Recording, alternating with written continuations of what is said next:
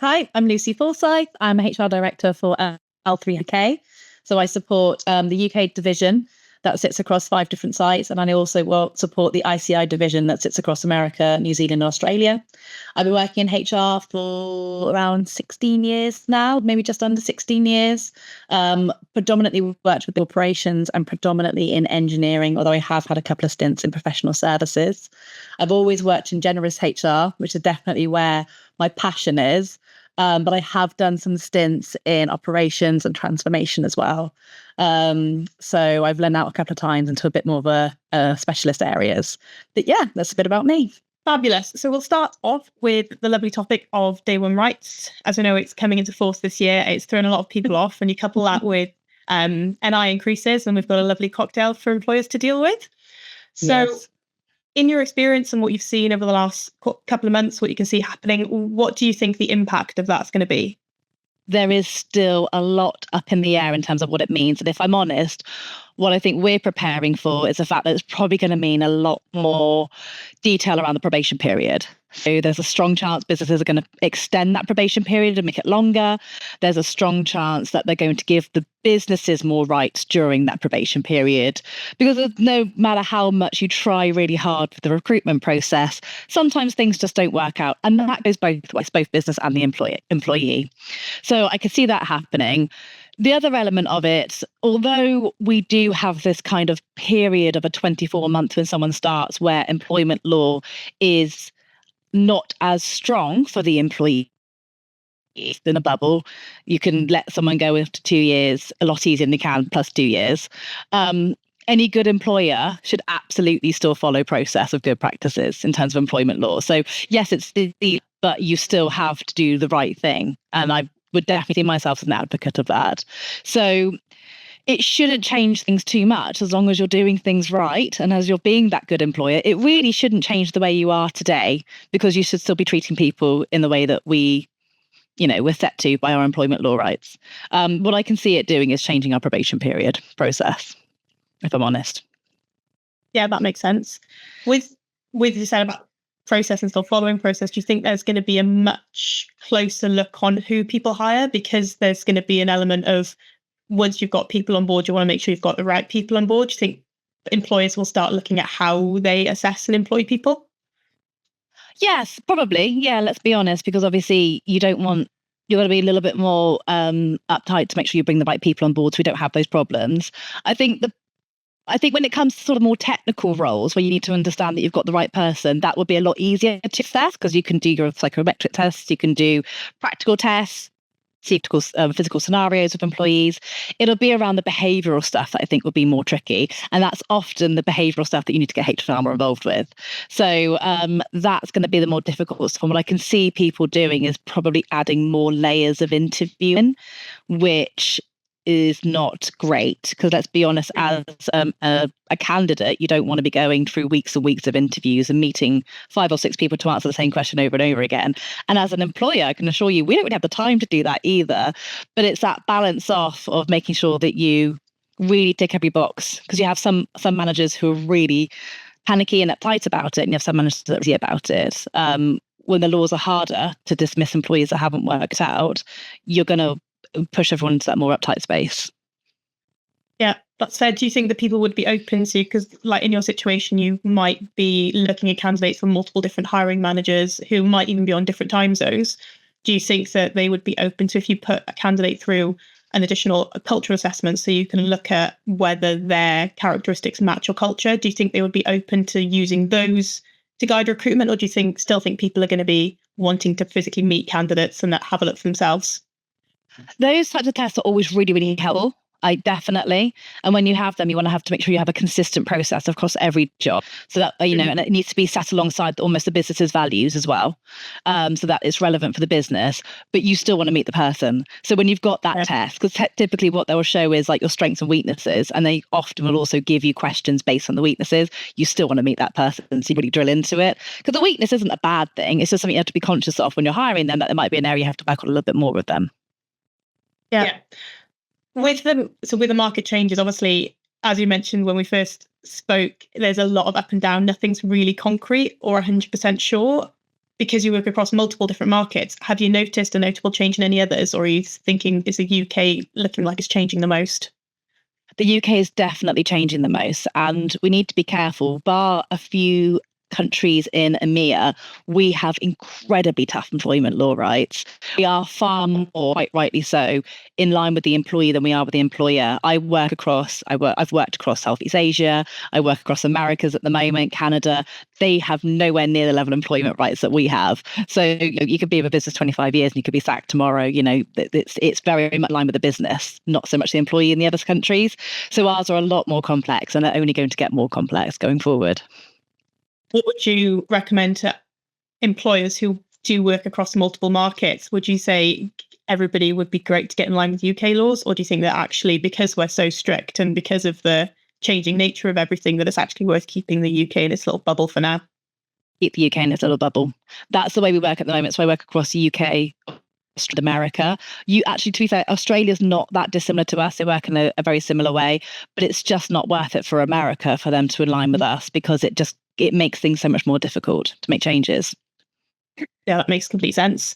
So what do you think the long-term impact will be of this? So with day one rights, however they do come into force, what do you think the long-term impact will be for employers and for candidates?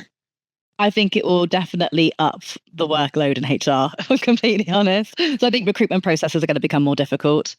There's probably be more layers of applications that you're going to have to go through. And that's not just like the physical interview. I think, like you said, there's going to be layers of psychometric assessments, that type of thing, before you even get on to the interview stage. And they'll probably want to have to think about more use of AI for sifting possibilities, which then makes it really tricky with the whole diversity element, because obviously you want to make layering that in there as well. So that could possibly disrupt the candidate experience when it comes to interviewing. Do you think it's going to be a lot more difficult for larger companies, so for the big corporates as opposed to the SMEs? Definitely, because it always is. When you have those larger companies that have these huge profits, how can you justify not treating employees a certain way, not supporting them? So I would say the larger companies, they need to be investing up front, because they need to be demonstrating how it is to be a good employer. And how would you recommend, if you had someone who was approaching this now, what first steps or what essential steps would you recommend they take to prepare for it? I would say bring AI into your recruitment process from the beginning would be my biggest recommendation. So check how you're writing your JDs to make sure that there's no biases involved, and then use AI for any sifting and blind sifting as well to remove any additional elements. And I think an assessment piece, you can get some super quick ones for the first stage, just to really sift through to make sure that people are capable and working at the right level to come into the role. And then at that point, I think just follow best recruitment practices in terms of, putting in that candidate experience, making sure you have those consistent questions and you know exactly what you're looking for when you're coming into the end of it. And that, I guess, there's going to be an element of trial and error. How comfortable people feel? Do they want to go for that really long process? And actually, do you need it? Could you maybe trim it down a little bit, but make sure you're still getting the right quality time with those individuals before you're making an offer? Yeah, so I suppose looking at data and actually making consistent improvements is going to be a big thing in the coming months. Yeah, it's going to be a bit of trial and error, I think, with these things. So we touched a little bit on AI, accessibility, sort of neurodiversity elements. I did look at, so on the research, there is an argument that AI could actually potentially cause some additional bias because it learns. So like you mentioned before, using AI to double check JDs to make sure there isn't any bias in them. Do you think that there is a potential risk with all the different tools and all the different measures that people are having to put in place with day one rights and all the different hoops people are having to jump through? Do you think there's a risk that technology might make things a bit more difficult for recruiters and HR teams?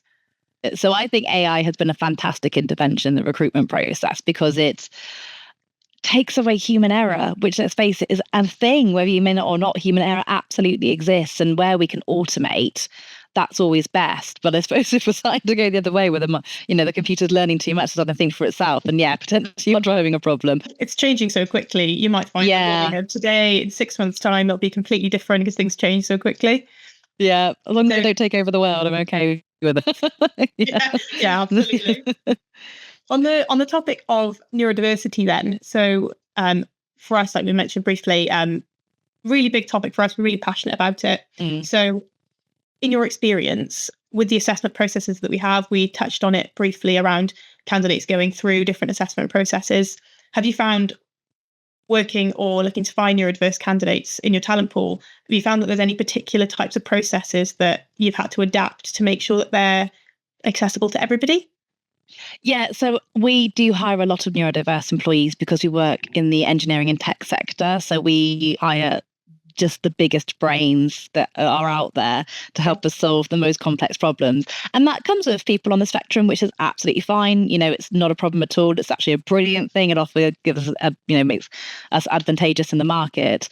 The areas that we make the changes really. So the biggest thing that we do is we offer the employee to give us feedback in terms of how they prefer, what's the best environment for them to work in. We do have some that ask for the questions in advance. That's always a tricky one, and managers really struggle with that because they feel like, well, you're getting the exam questions, you can obviously answer the best way that you can. It's about the way you poise. It's what we often do is to give them the kind of topics that we're going to be asking them about, which really needs to be in line with the JD anyway. So any applicant will be preparing themselves for the interview anyway. So it's not too tricky. The biggest things that we do is we allow for time.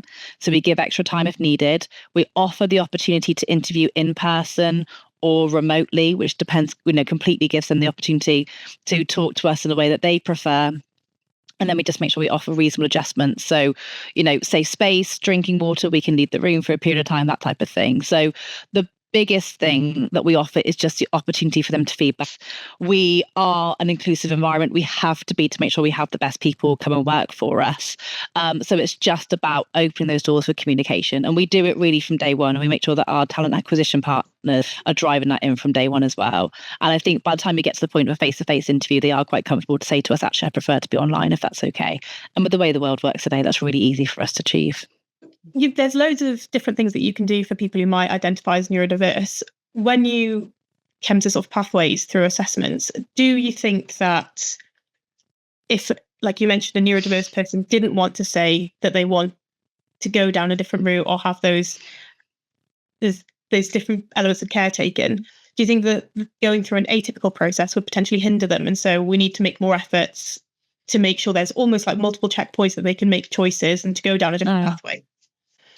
Definitely. I think the biggest thing that we've always found, if I'm honest, is human intervention to notice that. And we've got some fantastic hiring managers that also recognize the traits of someone's coming neurodiverse and they're showing signs of it. What you have is some of the managers that don't recognize it, though, and they will plow through and probably, not enjoy the candidate experience as much because if there's something blocking it, well, actually, it's a neurodiverse trait.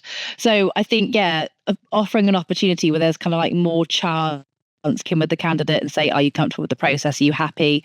And giving them maybe a bit of more of an anonymous opportunity to say, no, I'm not actually, I'm really struggling with this. It would be a greater benefit to make sure if they have got that hiring manager that hasn't kind of got that spidey sense to figure it out, then they're not hindered in any way.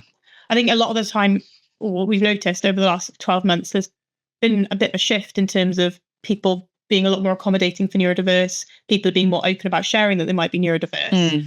Have you found you've noticed anything in the market? And do you think it's different in the UK versus other countries that you might work in? 100%. So I would say in the UK, people are very open about being neurodiverse. Actually, I would say kind of the people who are quite higher on the spectrum probably are less so.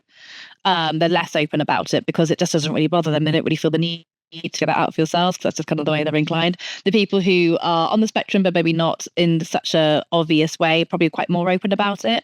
But we do encourage that with employee resource groups like Willa, Willing and Able and that type of thing. And we really advertise that as a business to really make sure people that are inclusive employer. In the UK, it's easier. In other countries, it's not. So for instance, neurodiverse is not a thing in America.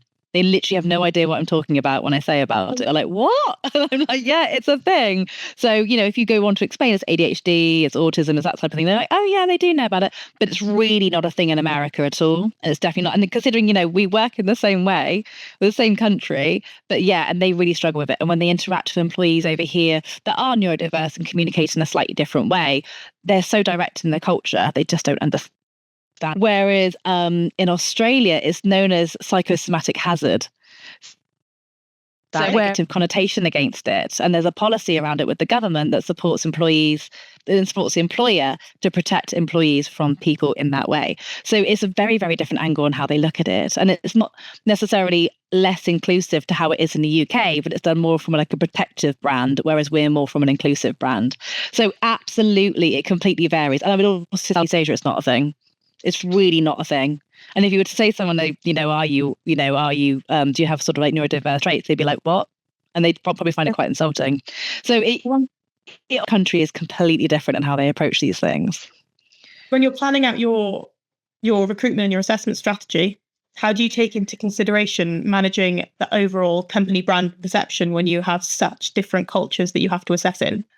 Well, we don't, if I'm completely honest. We absolutely don't. So our recruitment process is driven from the US, and it is not set out to support that types of elements. We have to bake it in manually, differently. Okay. And actually it adds a huge amount of burden and takes away that automation from the opportunities we have in front of us. So we just don't. Well, our biggest businesses, you have been able to tailor it based on the country, and that's better. It is, you absolutely should apply laws and processes and culture to everything that you do from a HR perspective, because it varies so differently. But yeah, we don't where we are, and I would say it is definitely a downfall for us as a business.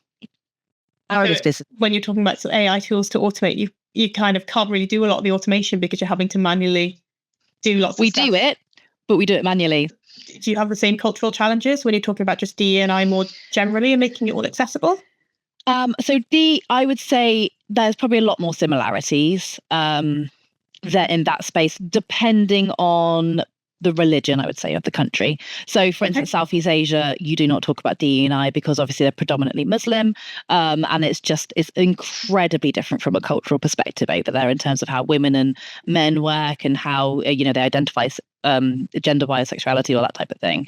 However, in America, Australia, it's a huge thing. And actually, so from my perspective, obviously, I work currently at the moment in Tewkesbury, which is in the Cotswolds, predominantly white area, not particularly, affluent in terms. It's very affluent. It's not particularly diverse. Quite far away from all the, it's not a million miles away, but Bristol, Cardiff, Birmingham, they're not an easy, and they're obviously, a lot more kind of like multicultural in terms of where they are. So we end up hiring a predominantly white population, right. Whereas my counterparts in Florida is completely diverse, and I'm literally could be working with anyone, no matter their age, gender, sexuality, completely. It's a fantastic array, and I would say it's the same in Australia because they're in Brisbane, near a big city, so it's really easy and it's really brilliant, and they're able to celebrate their diversity. Whereas I would say in the UK, we're just trying really hard to get more diversity. So we've just hired a female MD, and everyone is like, whoa, where did you find them? And I'm like, I know, we tried really hard and we're super excited about it. But it's honestly, diversity, it's such a key subject, but it's so hard to get it over the line depending on the scenarios that you're in, and every country has it differently. And I really would honestly say a big part of it is just based on location. And I'm finding that more and more. The location and then previous hires then might feed the future diversity. So do you think that things like assessor bias or unconscious bias, particularly tying it into what you mentioned earlier about managers wanting to meet the candidates, do you think that there's an element of it's almost quite difficult to move out of it because you've got an element of unconscious bias playing it? 100%. And not to speak bad about the company that I work at, but it's predominantly military as well. Right. So it's a lot of very high senior male leaders from the army or from the RAF. They've come to work in this business. So it's very, very male dominated. And they all know someone that they want to refer for the next job in a particularly male dominated industry. So 100%. And I would absolutely say, and it's when I say this, it's unconscious bias. They don't realize they're doing it. No one's doing it deliberately, and no one wants to be doing it. But it absolutely exists. It exists in me.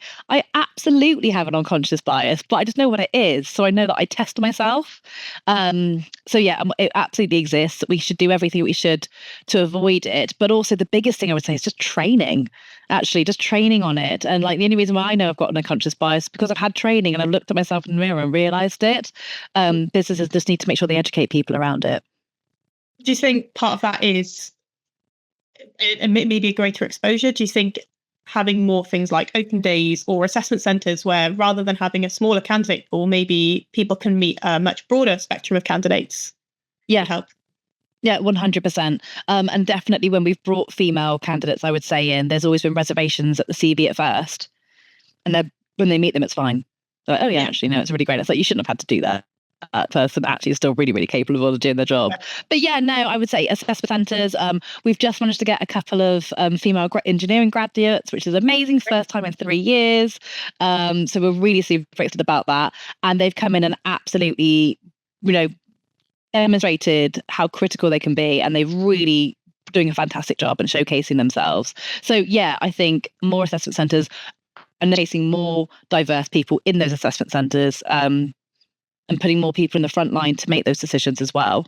So it's not always the same people. And that's how diversity grows, right? You put more diversity in, that diversity makes a decision. You put more diversity in, that diversity, and before you know it, multicultural, multi-gender, multi-sexual team in front of you. So on that point, what are your thoughts on tracking demographic performance and assessments to make sure we know whether there's a drop-off from certain demographics so you can optimize the process? Is that something you like to do?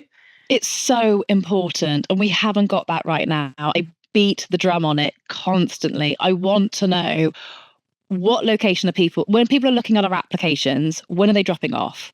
What's turning them off? Where are they looking from? Are they looking at Bristol? Are they looking at Birmingham? Are they from those areas and they're saying no, Tewkesbury's too far away? Are they getting down to the benefits and that doesn't tip their boat? Are they actually getting to the application process going, no, rubbish, I'm not going to do all of that stuff? Because at the moment we're in a position where you upload a CV and then they need a load of boxes, and I'm just like, you don't need to do all of that. Just upload a CV. Like, that's all I look at. I don't look at the rest of it. I don't care about the rest of it. So does that turn people off? Because then when I've got that data, I can then go back to the business. So can we change this? Can we change that? Can we be more flexible on our location? Thought allowance? Can we look at buses to get people in and out? Can we do better parking? Our benefits aren't good enough.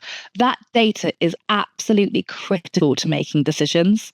And it's so hard not having it to make meaningful, decent decisions without just sounding like my opinion all the time. No, that's we do a lot of it ourselves. Yeah. We do a lot of the demographic stuff with the assessments that we run through our platform. And so we found, because different customers want to track different things, but yeah, we found something in a lot of the research we do. It might even be the case that you've got certain demographics that might not perform as well in one type of assessment, or a gender might, like women don't tend to do the same way that men do in certain assessments. And so it's really important to track actually how different demographics perform through the whole process. So like you say, you can get a more diverse pool of candidates at the end. Yeah, definitely. Yeah, no, all for it. So with that in mind then, so you've mentioned the importance of it, how do you tend to measure at the moment the success of your DE&I initiatives and what you're doing? Literally based on how many female applicants we get. That's the only way we can do it at the moment. And also that is fairly manual, because at the moment what we have is the option to put information around your religion, your gender, your age, that type of thing. People don't have to fill it in. So okay. Yeah, which is fine. Absolutely don't have to. So we do it based on that right now, or just generally, you can kind of tell by the CVs, male or female type thing. Not always accurately, because obviously there are some names that are multi-gendered, but yeah. And then we go from there. But I can tell you for 3 years, the business didn't have any female applicants for their early careers opportunities.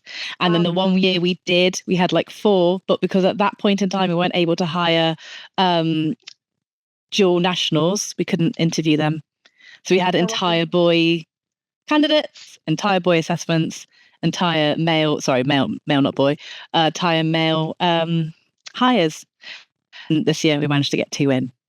So we are making some progress. We're getting there, but it's slow and it's taking its time. And it is through things like the employee resource groups that we have. We have a women's initiative, we have pride initiatives, we have Apex. So it is things like that, and we're putting it out on our socials, and we're plugging it to the businesses, and we're putting it into our universities. That's obviously how we're getting that attraction.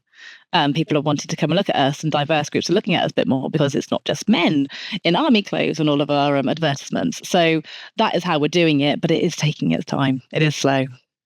Well, on that place, you made the point to get a more diverse talent pool. You hire more diverse talent.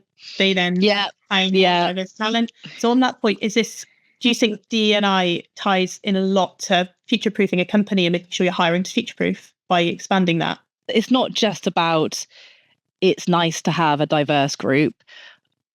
different backgrounds come with different opinions and different ideas. And that's really what it's all about. It doesn't really matter what color your skin is, what your sexuality is. The point is you just want someone who's going to poke the question in a different way to make sure you get the best answer out of it. So no, absolutely. How do you tend to look at that? So if you were, because a lot of it, hiring future, if you don't necessarily know what's coming, how do you plan your talent pipeline in line with things that are quite uncertain? So we do a lot of strategic workforce planning in the way that we work. So that basically is taking a product. So what I can talk about as a robot. So we make robots that disarm bombs. So we know, cool. Yeah, it is very cool. It is very, very cool. I can't talk about the other products, unfortunately. That one. So we have a robot. We know exactly how many parts we need. We know how long it takes to build that robot. We know how long it takes to ship that robot. So basically, we know how many people we need to order the parts, how many people we need to build the parts, how many people we need to do the logistics. And obviously that's for one robot. You times it by 50. And then if you're going for a contract that's 100 robots, you times it by 100. And then obviously you expand from that in terms of like support functions. So HR, finance, IT, procurement, commercial, all of that type of thing to handle with it. So we do strategic workforce planning as much as we can. That being said, it's not as predictable as some others. So like the aviation industry, for instance, you're looking at 30-year contracts. Delivering 200 parts a month, that type of thing. So it's easier to strategically workforce plan around that. With us, there's a little bit of element of like book to buy. So basically like we'll build it when you've ordered it. There's also an element of we have some stuff off, but really it depends on the contracts, and contracts we have some that are consistent every year, but most of them it's bid to win. So we don't really know until we get it, and then you're sort of like shuffling around hiring really quickly, which is never great because it means that you're not hiring with strategic thought in mind, but then you're hiring really quickly and then you're getting the work done and then you're out again with it. So we try our best. It's just difficult in a market like this. There's so much happening. So obviously you're operating in the States. Yeah, lots of moving parts there. What do you do to adapt to when you've got multiple moving parts, not just in your own company, but when you've got sort of political or anything like that impacting how you might need to hire? That's actually really on point. I don't know, you're obviously aware of what's going on in America at the moment. So you just got to react. So literally I spent most of my week this week, late nights, going through, we've had to take down all our diversity pipeline information. We've changed all our JDs. We've had to take everything off socials. So I had to work with the marketing team to make sure any planned social advertisements have been taken down. So we don't do any of those at the moment. And we're doing that at the moment as a reaction to what's happening in America, because we are obviously government contracts. We work with the MOD, which is associated to America. It's not as prominent in the UK, but it is for my US team. So we cannot put any of that out there, which feels, I even had my Pride ERG reach out to me to what we can put up on the website, because they've had a leaver in their group and they want to say goodbye to them. And I'm like, I'm really sorry, we can't do anything right now on our intranet. So right now we are absolutely reacting in terms of just lockdown. We're going to risks of doing anything with our US government contracts. And my US team at the moment, in terms of like my senior executives, are working through what we can and can't say. And then when we know and have more guidelines, we'll go back up again. So in hindsight, like I say, it gives you 20/20 vision. With what's happening, it's still happening now, so it'll be difficult to say. But would you, in a perfect scenario, how would you have managed that sort of from a talent planning and a brand maintenance point of view for the company? So obviously in a perfect world, I would have had a more diverse group already. So it wouldn't have mattered, and we would have been able to do more personal touch points in terms of inclusivity. And people, we would be able to physically be telling people, obviously we're still an inclusive environment, which we are doing, but we are doing that from a very male-focused voice. It'll be easier to do it in America because they're so diverse. So it will be different over there. For us, it is really challenging because it feels like we're going back to ground zero. So in a perfect world, we would have already nailed it. Because let's face it, the diversity element's been on the agenda for a long old time. It's not new news. You should have been doing this years and years and years ago.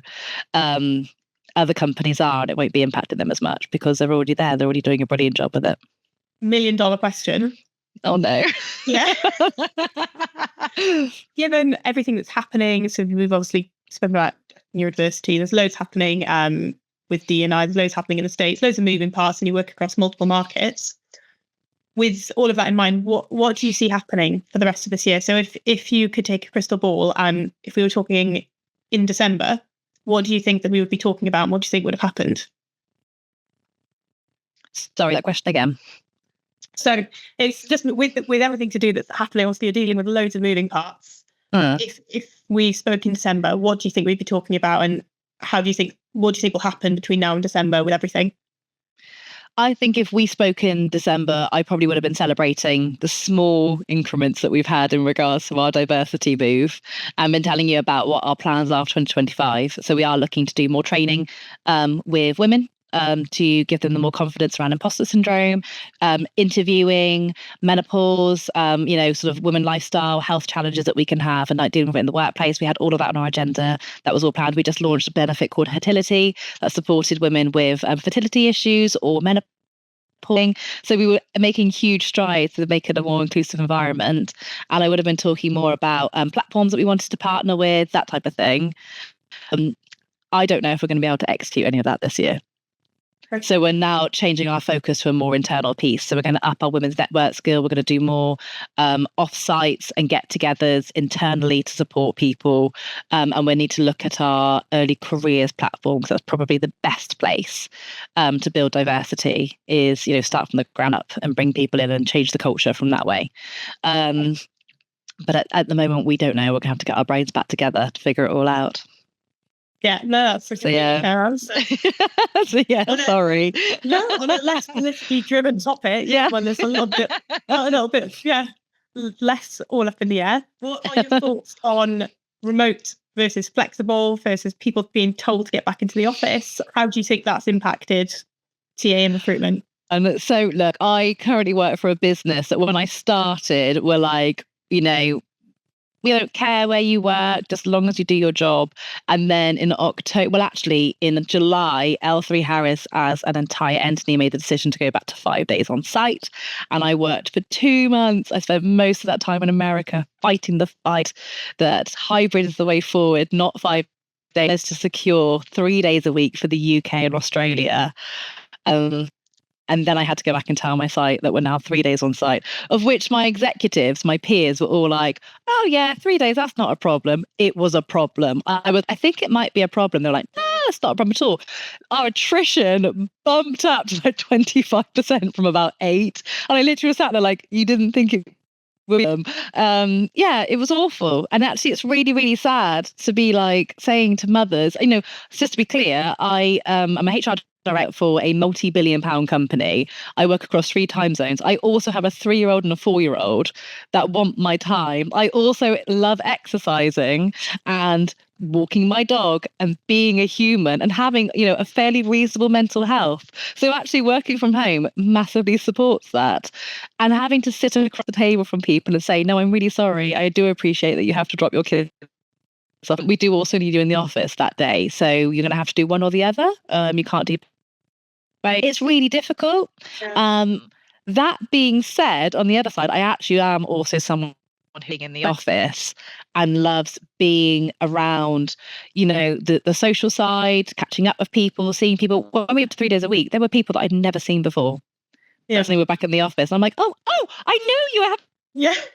And actually you get loads of work done. And I have to say, actually, the culture and the engagement in the office is really picked up. We do way more activities as a team. We had Thai Talk Day on Thursday. So we had cupcakes out, we had banners, we had all our mental health first aiders down in Megabytes, which is our dining area. We put out free food and it was absolutely rammed. It was really, really busy. In January, we did Blue Monday. So we actually went and did some exercise because quite a bit. So everyone went and did running or walking.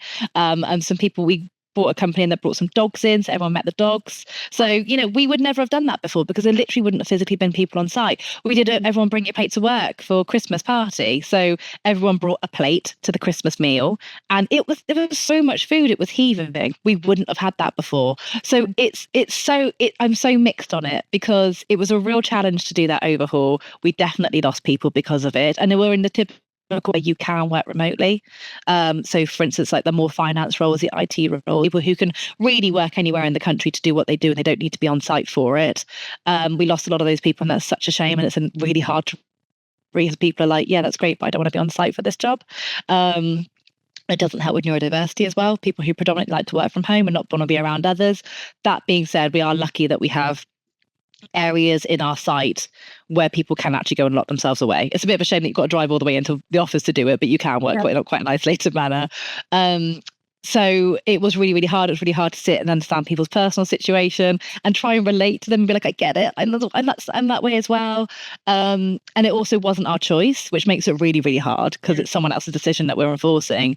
But we are getting a lot of gains from it. And I am seeing really great increments. And it's gone from a point of moaning to actually, this is quite nice from not everyone, and I'm hoping that will just get better and better. So a couple of questions on that. Do you think when you mentioned sort of a certain set of people left, and then you had people who, the ones that stayed, the culture really improved and it started to really build this core culture, do you think that it wasn't necessarily, or with companies now deciding whether or not they want to go back to work, it's actually dictated by what the company culture is versus anything just saying sort of 3 days a week, and actually the people who stay are the ones that are most matched to that company culture? Do you think that is a part to play? 100%. So look, I've been through this before. So I worked at Dyson when they decided 5 days a week. And actually I was part of the solution to bring people back to the 5 days a week. And absolutely they saw a huge amount of attrition, but not everyone left. And the people who didn't leave probably complained a lot of days a week on site, but they're still there. Yeah. So it's 100%, it's pick your poison, I would say, with these things. There's always going to be something that you complain about with a business. You're never going to be 100% happy. Is that, and is the grass always greener somewhere else? And I just think if you hand that much and you're right to do the 5 days a week on site and the business makes it palatable for you, then you will do it and you'll get on with it. And yeah, I think it is more about culture than anything else. I know there are some jobs, obviously there are some jobs you have to be in the office for, the police, doctor, that type of thing. And I know that a lot of a couple of days a week on site. I don't know their reasons for that. But it's the employee to decide whether it's the right thing for them or not. And quite often, if they do stay, there'll be other things that are pulling them to keep there. That won't be enough of a push to make them leave. Do you think that so you will have, when I started my career 5 days a week in the office, you had to get up, you had to do what you wanted around work, and it was the norm to go to the office for 5 days. Do you think that new grads and early careers coming into the job market, it's really important for them to actually experience that rather than just going straight to a remote role? I think it is really important, because I remember that. I also remember driving an hour to work to be there for 3 hours to then go home. And now I think that's mental, but I did it. So I did it for 5 years, so you did to do it. I do think it's really important. I don't think they're going to. If I'm honest, they're absolutely not going to, and they are of the generation where they want to work hybrid or work from home, and unfortunately there's enough of them that they can dictate that, and we have to respond. So yeah, but I do, and I just think it kind of builds. I think you need to see sides as well. You can see the benefits that you get from working on this out of it from there. If you just always work from home from the moment you start, we had an employee who left because she's always worked from home, and coming into site even 1 day a week just didn't work for her, and that was her choice. But you do think that's such a shame because actually you didn't even try it first. However, that's just my opinion. Obviously everyone's different. Yeah, no, absolutely. So I'm conscious of time because I know that we're going to the end. We've got loads of spinning plates. There's loads of things happening, loads of changes to sort of HR, recruitment, talent assessment. What do you think will be the key things to change, and what do you think will happen over the next 12 months? I think there's going to be more changes around employment law. So there's going to be day one rights. I think there's going to be more strict laws around pregnancy and supporting women in the workplace. Flexible working changed last year. That will be going to be reviewed again. And all those things are making it trickier. So for instance, take flexible working as a perfect example, and then also take hybrid working. Those two things do link together, and they are very laborious to get things done. So I do think we're going to see probably quite a heightened need for that more operational HR as we move forward. It's going to have to force us to put more processes in place to really help us deliver and not get sort of stuck with problems left, right and centre. And I think, like I said at the very beginning, any HR department or business worth its weight follows those things anyway. So they should do those things. In terms of recruitment, I think I don't know. I know a lot of businesses hire and tend to wait to see what the candidates are like to fully make a decision. I think businesses just need to be more stringent about what it is exactly that they want. And let's face it, I think often comes down to all the leadership position behaviors are a bit more important rather than other things, because you just assume the technical side of things are there when you've got 20 years in engineering, that type of thing. I think you just need to be a little bit more robust going into a decision so that there is no opportunity for issues in terms of what you're then delivering when you're hiring at the end of it. So I think basically it's all just going to get a little bit harder is my summary. But that's not a bad thing. Yeah, a lot more red tape, but it's a good thing, right? It's good practices. It's how we should be. But yeah, it's all going to get a little bit more difficult going forward.